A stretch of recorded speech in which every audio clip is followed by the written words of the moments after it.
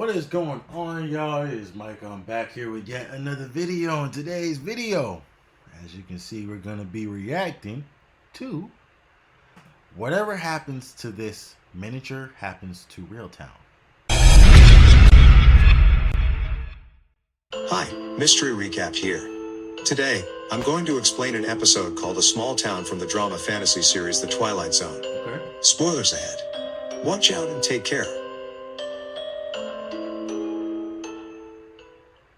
The episode starts as the TV news reports the death of Littleton Town's mayor, Trina Grant. The news pays their thoughts to the friends and family of the mayor. Trina was instrumental in turning the town into a lucrative tourist spot, but the new mayor, John Conley, is in favor of extending the nearby freeway and cutting the town off from it.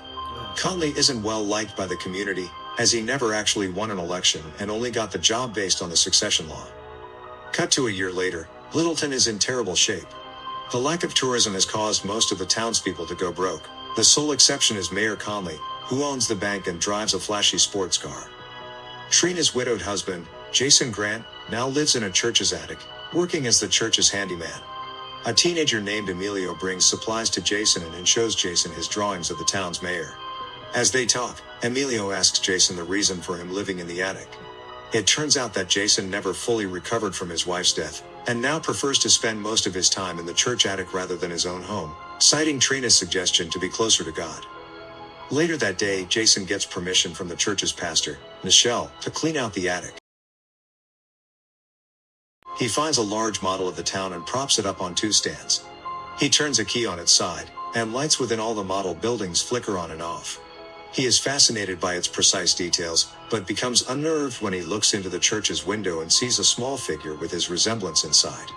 He shrugs it off, and sprays some water on the church to clean the dust off. It suddenly starts raining outside. The following morning, Jason has breakfast at the Busy Bee Diner. He talks with Anna, the diner waitress, and Emilio's mom. Then, he hears two men talking about yesterday's rain. They find it weird that it only lasted for a few seconds and hit only one block of the town. He then hears Anna telling Emilio they will be painting the diner tomorrow, so Jason heads back to the church and uses Pastor Michelle's peach nail polish to paint the model diner. The next morning, the town wakes up to a new peach paint job on the diner. Nobody knows who did it, which upsets Anna at first, but she eventually warms up to it, since it cheers the town up. As Jason quietly takes pride in his Robin Hood-like deed, he sees an old woman trip in a pothole. He rushes to her aid. The old man beside her tells Jason that they had put in a request for the mayor to fix the pothole a long time ago, but the town's new mayor, Conley, doesn't even look at it. So, Jason takes the suggestion box home with him to fix the town's problem himself. Jason goes through each suggestion and fixes many things around the model town. For every pothole and tree stump he fixes, it immediately fixes itself in real life. He even tests the model's power by putting a chicken bone on the model street. A life-size chicken bone appears on the real street, which feeds a barking dog.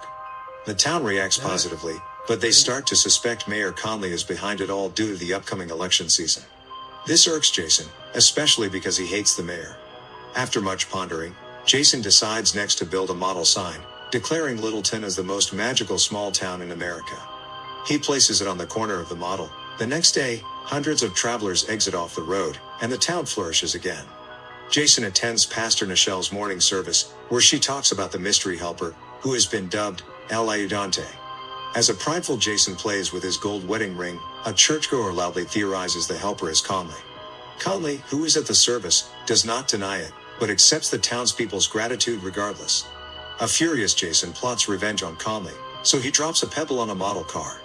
The next morning, the town wakes up to find a meteor has totaled Conley's sports car.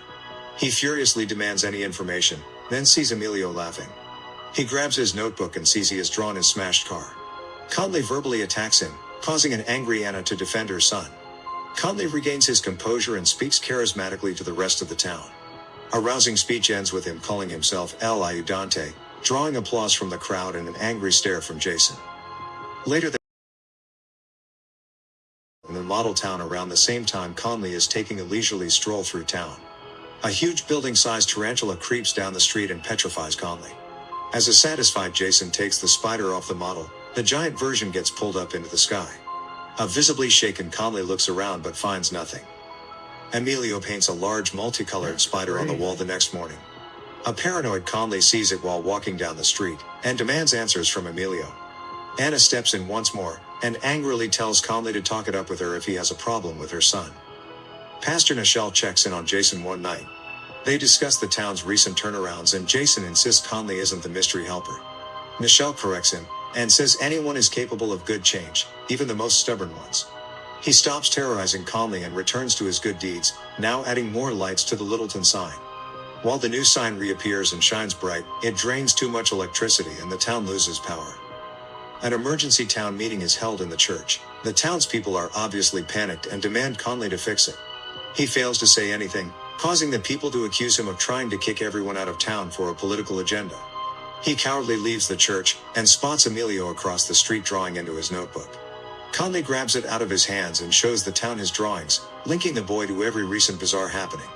The town starts diving into chaos, with most of them demanding solutions from Conley. With no other choice, Jason steps in and finally admits to being behind everything. He insists he only wanted to help the town while Conley nearly destroyed it. To prove it, Jason goes up to the church attic and places his engagement ring beside the model, mentally apologizing to his wife for letting her down. He then lights some matches in the street of the model. This causes a bonfire to appear in the real street. Conley and the sheriff intrude on Jason and witness the model in action. Conley gets evil thoughts, and ponders turning the town into the new Vegas with the model's powers. He demands the sheriff to take it. Jason fights him for control, causing them to bump into the model. An earthquake outside erupts as the three fight and accidentally knock the model off the stands. The following day, we see Anna, Jason, and Pastor Nichelle walk in the streets. Jason says the model is now broken, so he has no way to re-establish the town. However, his engagement ring has landed in the town. In real life, it is huge. They figure that the massive ring will provide the money for the town to be re-established. A nearby newscaster reports it is one of the largest pieces of gold ever found, suggesting that the town will flourish. Subscribe for more videos like this, turn on notifications, and leave a like to help the channel out. If you enjoyed this video, go ahead and like, subscribe, comment, hit the bell, and follow on my social media. And I'll see you in the next video. No cap.